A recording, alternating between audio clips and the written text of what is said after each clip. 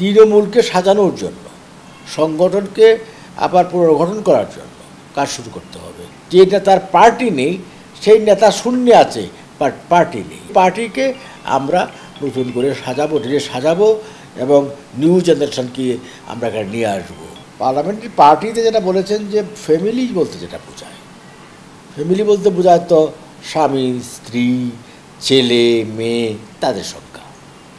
কাজে আমি এমপি, আমার স্ত্রী আবার উপজেলা চেয়ারম্যান, আমার ছেলে আবার যুবলীগের সভাপতি, আমার আরেক ছেলে আবার ছাত্রলীগের সভাপতি, আরেক ছেলে আবার স্বেচ্ছাসেবকের সভাপতি। সব পদ যদি আমার এমপির ঘরে চলে আসে, মন্ত্রীর ঘরেই চলে আসে, তাহলে তৃণমূলের কর্মীরা বাকি যারা কাজ করছে তাদের কি হবে?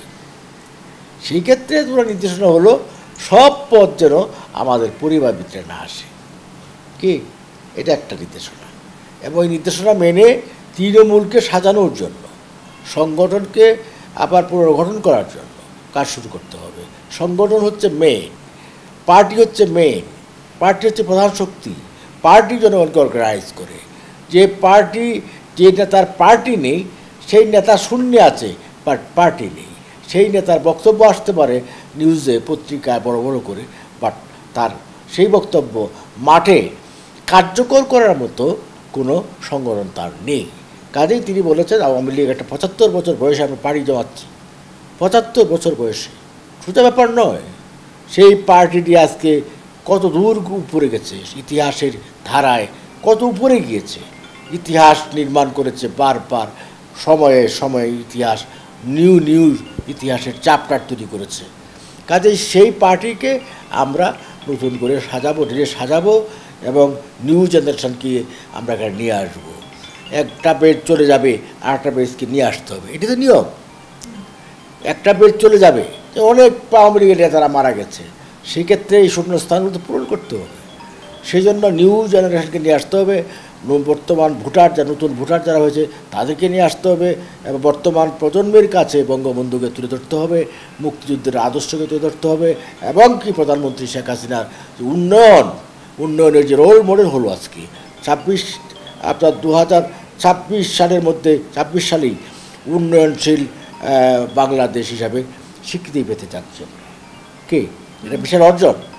এই অর্জনগুলোকে মানুষের সামনে তুলে ধরা হচ্ছে আমাদের আজকে রাজনৈতিক দায়িত্ব, নৈতিক দায়িত্ব। সেই কাজটি করার জন্য তিনি নির্দেশনা দিয়েছেন। বিভাগীয় কমিটিগুলোকে পুনর্গঠন করতে হবে।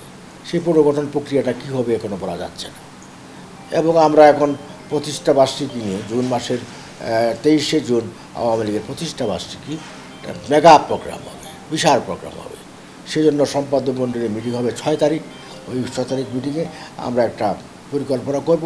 সেই পরিকল্পনার ভিত্তিতে আমাদের এই যে 75 বয়সে যাচ্ছি আমরা, বিশাল প্রোগ্রাম প্রতিষ্ঠাবার্ষিকীর, এই প্রোগ্রামটাকে আমরা সারা দেশব্যাপী আমরা সাজাবো। দেশব্যাপী মানুষকে জানান দেব যে আওয়ামী লীগের 75 বয়সে অতিক্রম করেছি।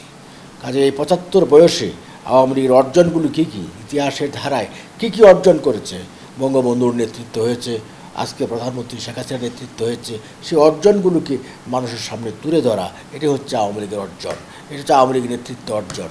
আওয়ামী লীগ ক্ষমতায় থাকলে দেশের অগ্রগতি হয়, দেশের সমৃদ্ধি হয়, উন্নয়ন হয়। এবং তিনি এও বলেছেন যে আজকে ধানের ফলন বেড়েছে, খাদ্যের স্বয়ংসম্পূর্ণতা বেড়েছে, খাদ্যের কোনো ঘাটতি নেই। এবং তিনি এই নির্দেশগুলো দিয়েছেন যে পতিত জমি রাখা যাবে না, সেগুলো চাষাবাদ করতে হবে, উৎপাদন বাড়াতে হবে, উৎপাদন বাড়ালে আবার জিডিপি বাড়বে। সুতরাং এই মুখী কথাবার্তা বলেছেন, সেইগুলো আমরা মাথায় রেখেছি, আমরা জেনেছি, নির্দেশগুলো পেয়েছি। সেই আলোকে আমরা যখন মফস্বলে যাব, জেলা পর্যায়ে যাব, উপজেলা পর্যায়ে যাব, সেখানে কর্মীদেরকে আমরা একইভাবে উদ্বুদ্ধ করব।